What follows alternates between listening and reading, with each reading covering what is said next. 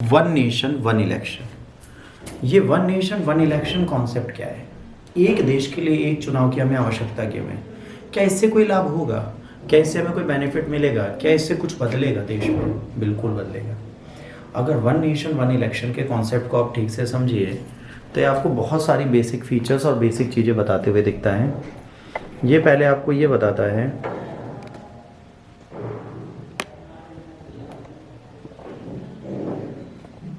ये आपको सबसे पहले ये बताता है कि ये वन नेशन वन इलेक्शन जो है, इसका सिंपल सा मतलब हो जाता है कि जब हम अपने देश के लिए एक ही समय पर हर क्षेत्र में चुनाव करा दें, एक ही समय पर हर क्षेत्र में चुनाव करा। इसका मतलब क्या हुआ? एक ही बार में इतने चुनाव क्यों कराने पड़ेंगे?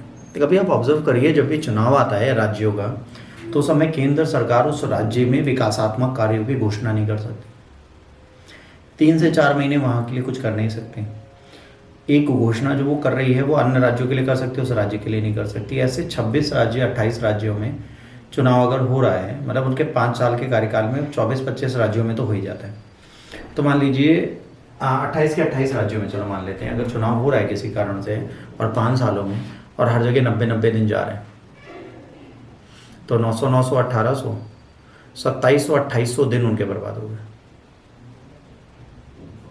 मतलब तकरीबन 4 साल के कार्यकाल में, 5 साल के कार्यकाल में 1 साल का पूरा कार्यकाल, 1 साल का क्यों, 3-4 साल के कार्यकाल उनके फंस जाते हैं।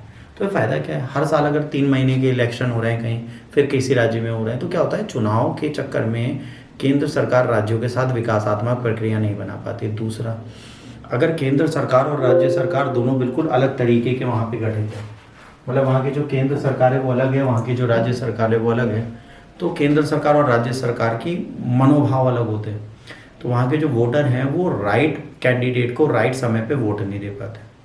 अब जब राइट कैंडिडेट को राइट समय पे वोट नहीं दे पाते तो भी यहाँ पे बहुत सारे इश्यूज़ आते हैं। इन इश्यूज़ को कैसे टैकल किया जाए, इन इश्यूज़ को कैसे सही किया जाए, ये एक बहुत बड़ी प्रॉब्लम बन के हमारे सामने उभरती है कि इनको भाई सही करने का कोई तो तरीका होना चाहिए। हमारे पास वो पर्टिकुलर तरीका नहीं होता, यहाँ से फिर हम लोग फंसते हुए देखते हैं। ये जो चुनाव है, इस चुनाव का एक पूरा प्रचार का तरीका है, इस चुनाव को चलाने का पूरा एक कॉन्सेप्ट है जो हमारे सामने आता हुआ हमें दिखता है।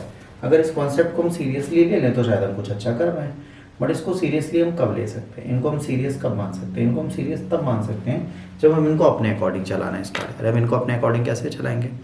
जब पूरे देश में एक ही समय पर चुनाव, हमारे पूरे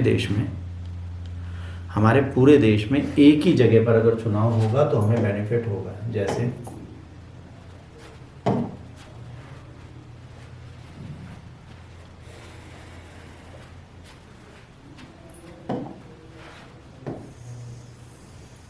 इस पूरे देश में इधर अलग चुनाव हो रहा है, इधर अलग हो रहा है, इधर अलग हो रहा है, इधर अलग, इधर अलग, इधर अलग और केंद्र का। इसकी जगह अगर हम ओवरऑल एक साथ चुनाव कराते हैं तो पहली चीज़ ये है कि एक ही बार के इलेक्शन कॉस्ट में दोनों चुनाव हो जाएंगे। भाई एक आपको सेंट्रल गवर्नमेंट के लिए, एक स्टेट गवर्नमेंट के लिए एक ही दिन पे एक ही जगह पर वोटिंग करनी है, 2 ईवीएम लगा देंगे, दोनों पे बारी बारी से वोट करिए, वापस आ जाइए। आपका समय बचा, देश का समय बचा, देश का पैसा बचा। तो अगर ये करते हैं हमें फ़ायदा होगा। इसकी कहानी कहाँ से स्टार्ट होती है? इसकी कहानी स्टार्ट होती है देश के आज़ाद होने से। जब 1947 में हमारा देश आज़ाद हुआ और 1951-52 में पहली बार सामान्य चुनाव हुए, तो ये चुनाव पूरे भारत में एक साथ हुए, केंद्र का भी और राज्य का भी। तो उस टाइम पे वन नेशन वन इलेक्शन चल रहा था, यही हो रहा था ना, वन नेशन वन इलेक्शन चल रहा था। फिर अचानक से ऐसा क्या हुआ कि वन नेशन वन इलेक्शन को बदलना पड़ा? ऐसा क्या हुआ कि ये कहीं 3 महीने पहले हो रहा है, कहीं 8 साल पहले, 6 महीने पहले हो रहा है, कहीं 2.5 साल पहले हो रहा है, 2.5 साल बाद में हो रहा है? ये सब क्यों हो रहा है? ये कैसे हुआ? और अगर ये फिर हुआ तब क्या करेंगे? यहाँ पर क्या होता है आपको बताएं। हमारे देश में मान लीजिए एक राज्य है वेस्ट बंगाल, वेस्ट बंगाल वाले अदरवाइज नाम है। मान लीजिए 1951-52 के इलेक्शन में यहाँ पर एक सरकार आई और अविश्वास मत के कारण या पूर्ण बहुमत ना होने के कारण ये सरकार 36 माह में गिर गई। अभी कार्यकाल कितना बचा था? 24 माह। अब इस 24 माह के कार्यकाल के बीच में इन्होंने पुनः क्या करा दिए चुनाव, तो देश के हर राज्य से ये 24 महीने पहले चुनाव करा चुका था, तो ये केंद्र सरकार के आने के बीच में अपने यहाँ चुनाव करेगा। अब सरकार कह रही है कि एक ही समय पे सबके यहाँ चुनाव होंगे, तो अब इसमें क्या प्रॉब्लम आएगी, यहाँ पे प्रॉब्लम दो आएंगी। पहली प्रॉब्लम बेटा ये आएगी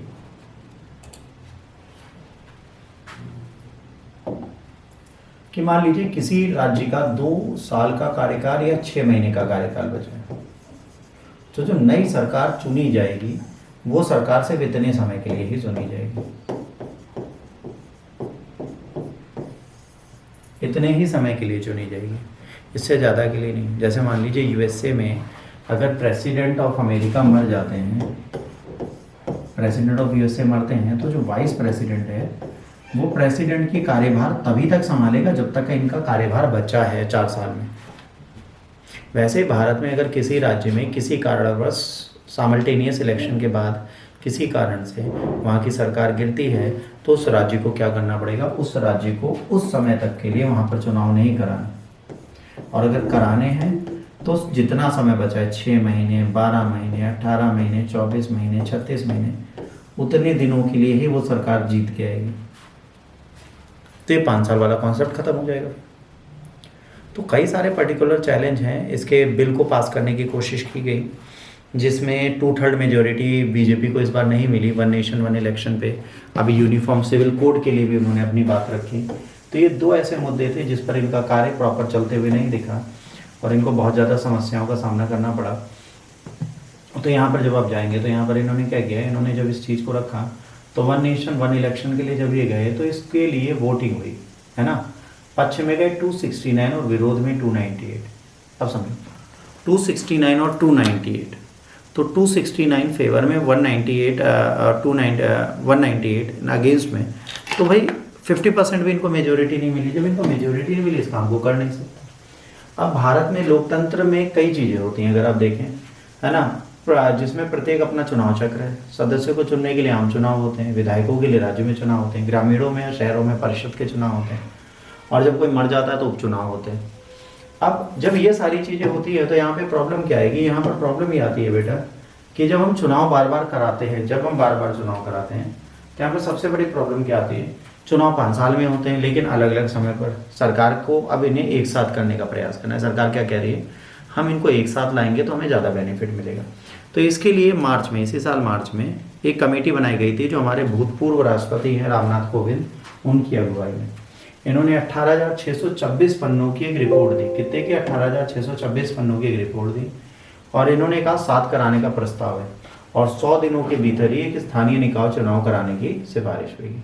इन्होंने कहा 100 डेज के अंदर एक आप लोकल सेल्फ इलेक्शन पूरे इंडिया में एक साथ करा के देखिए, ताकि आपको आइडिया भी लग जाए कि भाई ये किस तरीके से काम करता है। समिति ने कहा यदि कोई सरकार चुनाव हार जाती है तो नए चुनाव कराए जाएंगे, लेकिन उसका कार्यकाल अगले समकालिक चुनाव तक ही रहेगा। इसका मतलब समझे इन्होंने क्या बोला, इन्होंने बोला लेट सपोज कि किसी का 2 महीना बचा है सरकार का या 3 साल बचा है, तो जो दोबारा चुनाव होंगे वो सिर्फ 3 साल के लिए किए जाएंगे। 3 साल बाद पूरे देश में दोबारा सेम समय पर चुनाव होंगे। यह बात भले गंभीर लगे, लेकिन एक साथ चुनाव कराना भारत के लिए कोई नई बात नहीं। 51 में पहले चुनाव से लेकर 67 तक ये आम बात थी। क्या बोला, 1951 से 67 तक लगातार एक साथ स्टेट और सेंट्रल में चुनाव होते थे और लोग जीतते थे। ठीक, इसके बाद राजनीति उथल पुथल हुई और राज्य विधानसभाओं समय से पहले भंग हुई और अलग अलग चुनाव हो गए। जो आपको कहानी सुनाई वही हुआ ना, कि भाई कहीं पर राज्य में पहले सरकार बन गई, कहीं बाद में बन गई। वेस्ट बंगाल के एग्जाम्पल्स हैं। तो ये साथ में रहना मुश्किल हो गया। इसको पुनर्जीवित करने के लिए, है ना, कई दशकों से बहस चली। 1983 में चुनाव आयोग, 1999 में लॉ कमीशन और 2017 में government think tank NITI Aayog, इन सब ने कहा कि भाई फिर से 1 नेशन 1 इलेक्शन हमें कराना चाहिए। अब कोई गलत बात तो है नहीं। अगर देश आज़ाद हुआ उसके बाद हमने पहला चुनाव जब कराया, केंद्र और राज्य दोनों सरकारों को हमने साथ में लेकर अपना कार्य किया, आज हम पुनः इसे क्यों नहीं कर सकते? हम बिल्कुल कर सकते हैं। बस करने के लिए हमें क्या चाहिए, प्रॉपर समय, प्रॉपर गाइडेंस और प्रॉपर रिसोर्सेज। अब यहाँ पर प्रॉब्लम क्या आएगी, यहाँ पर पहली प्रॉब्लम जो बेटा मुझे दिखती है, आई डोंट नो आपको दिखती है कि नहीं दिखती, हमको ये दिखती है कि अगर हमारे देश में एक साथ चुनाव होता है तो हमें आर्म फोर्सेस, पैरामिलिट्री फोर्सेस बहुत ज़्यादा चाहिए, सुरक्षा के मानक प्रबंध करने पड़ेंगे।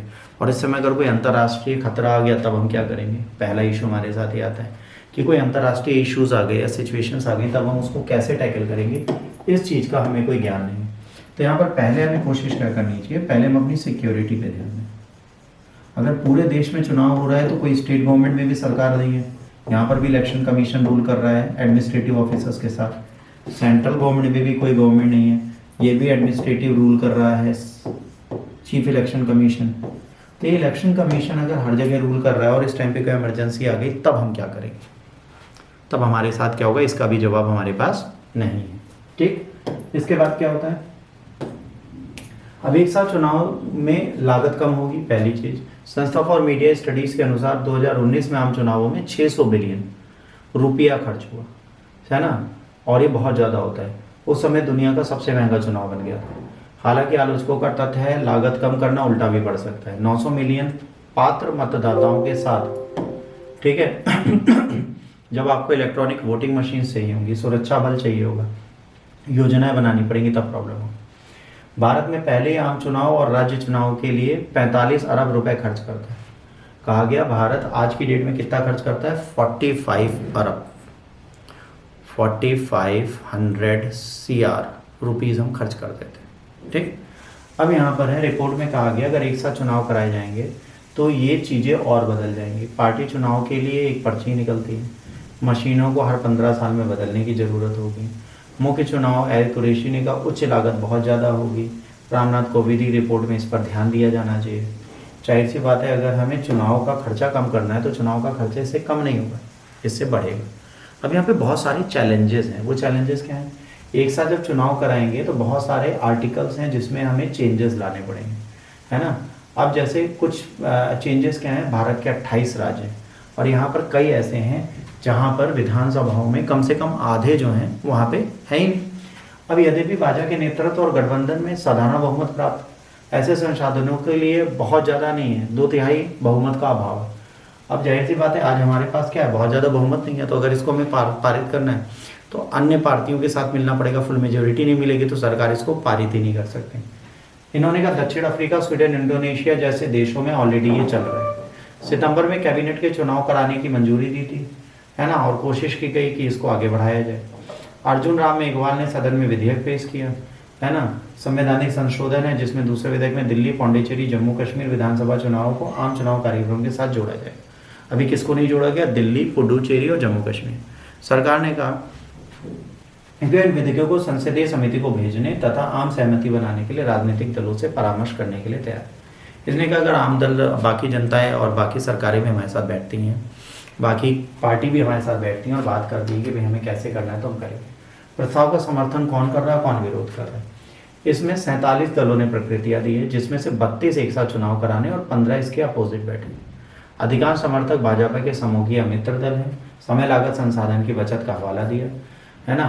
अब इन्होंने ये बोला कि भाजपा आचार संहिता जब लगती है, मॉरल कोड ऑफ कंडक्ट जब लगता है, 800 दिन का शासन लॉस हुआ। 800 डेज का मतलब होता है 367 × 2, तकरीबन 2 साल ये काम नहीं कर पाए। प्रधानमंत्री ने कहा एक साथ चुनाव कराने से हमें फायदा होगा। बार बार होने वाले चुनाव देश की प्रगति में बाधा है। हर 3 से 6 महीने में चुनाव होने के कारण योजना चुनावों से जुड़ी हुई है। तो अगर ये चुनाव एक साथ हों तो फायदा क्या है, राज्य सरकार, केंद्र सरकार सब एक साथ मिलकर काम करें, योजनाएं 5 साल में एक बार बने। अब किसी राज्य में परसों इलेक्शन है तो 3 महीने पहले उसके लिए नई योजनाएं, नई प्लानिंग बनने लगेगी, फिर अगली बार इलेक्शन है, फिर कोई नई योजना बनेगी। तो ये योजनाएं बार बार बदलती और बनती रहती हैं, ये बहुत बड़ी प्रॉब्लम देती है। एक राष्ट्र एक चुनाव विधेयक के बिंदुओं के बारे में रामनाथ कोविंद ने बताया कि भाई हर साल बार बार चुनाव से अर्थव्यवस्था, राजनीति, समाज पर भी बहुत ज़्यादा लॉस होता है। यहाँ पर क्या होता है, यहाँ पर हमारी इकोनॉमी खराब होती है, ठीक है, हमारी राजनीति खराब होती है, हमारी सोसाइटी पर बुरा फर्क पड़ता है। पहले चरण में अगर हम इसको करते हैं तो जाहिर सी बात हमें फ़ायदा मिलेगा। आज तक जो है, पहले भी हमने भी अंदर पढ़ा, बेल्जियम, स्वीडन और साउथ अफ्रीका है जब 1 नेशन 1 इलेक्शन है। ये आपसे एग्जाम में पूछा जा सकता है। बेल्जियम, स्वीडन और साउथ अफ्रीका ही हैं जहाँ पर 1 नेशन 1 इलेक्शन का कॉन्सेप्ट आज भी चलते हुए आपको दिखता है। अब अमेंडमेंट कहाँ कहाँ होंगे आपको ध्यान रखना है। अगर ये होता है तो इससे अमेंडमेंट कहाँ होंगे, पहले देखिए, अगर अमेंडमेंट होंगे तो क्या हो सके, article 83 duration of the house of parliament, ये याद रखना बहुत जरूरी है। कौन कौन से आर्टिकल बदलेंगे, तो सबसे पहले आर्टिकल 83 बदलेगा, ठीक है, 172 बनेगा क्योंकि duration of the state legislature बदली जाएगी। फिर 327 बदलेगा, power of the parliament to make provision with respect of election in legislature. ये 3 आर्टिकल आप तुरंत बदल दीजिए, एग्जाम सीधे से क्वेश्चन पूछेगी। ये 3 आर्टिकल बदलने कौन कौन से, 83, 172, 327। फिर 82A में आएंगे, यहाँ पर क्लॉज 1 to 6 बदले जाएंगे, साइमल्टेनियस इलेक्शन कैसे होंगे, ये फिर प्लेस लेगा, आर्टिकल इज प्लेस्ड आफ्टर 82 के बाद इसे लाया गया था।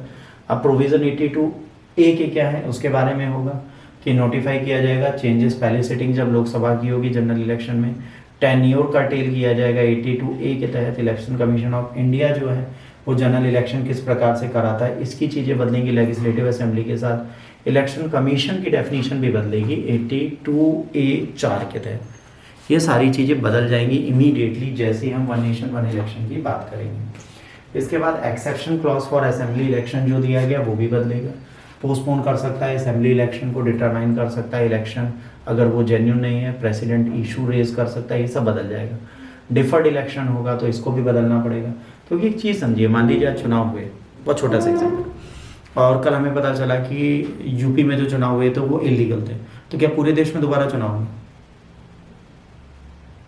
कई सारी चीज़ों का आज भी हमारे पास जवाब नहीं है। तो one nation one election is a good concept, पर यहाँ नहीं होगा। अब अमेंडमेंट लोकसभा के रेजोल्यूशन में भी किए जाएंगे 83 में कि फिक्स टर्म को फ्लेक्सिबिलिटी के साथ डाला जाएगा, अनएक्सपायर्ड टर्म को बदला जाएगा, क्योंकि हो सकता है 3 साल 2 महीने सर्व कर चुका तो 22 महीने ही रिमेनिंग मंथ हो, उसके लिए उसको शासन करना पड़े। फिर क्लेरिफिकेशन ऑन न्यू हाउसेज, नया हाउस बनेगा जो 22 महीने के लिए काम करेगा, वो किस तरीके से अपना काम करेगा। फिर आर्टिकल 327 बदला जाएगा, ठीक है, जहाँ पर इलेक्शन और रोल कॉन्स्टिट्यूएंसीज का पूरी तरह बदलता हुआ दिखेगा। तो यहाँ पर समस्याएं कम नहीं ज़्यादा होंगी। अगर एक प्रधानमंत्री हटता है और दूसरा प्रधानमंत्री सिर्फ 22 महीने के लिए बनता है और 22 महीने में कुछ गलतियां कर देता है और अगली बार वो चुनाव में नहीं आता, तो वो अपने आप को ही कोसेगा। तो कहीं ना कहीं चुनाव को बदलना और वन नेशन वन इलेक्शन आज की डेट में कराना बड़ा मुश्किल है।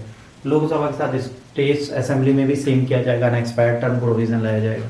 Union territories law amendment bill 2024 आया है, जिसमें align union territories with the framework of simultaneous election. UTs में भी एक साथ इलेक्शन कराना पड़ेगा, क्योंकि यूटीज़ को गवर्नर गवर्न करते हैं, सेपरेट कॉन्स्टिट्यूशनल स्कीम होती है जो स्टेट से अलग चलती है। तो इन सब के चुनाव एक साथ कराना थोड़ा नामुमकिन सा है, थोड़ा मुश्किल है, इसको एक साथ लाना पड़ेगा ताकि ये चीज़ें प्रॉपर मैनर में हो पाएँ।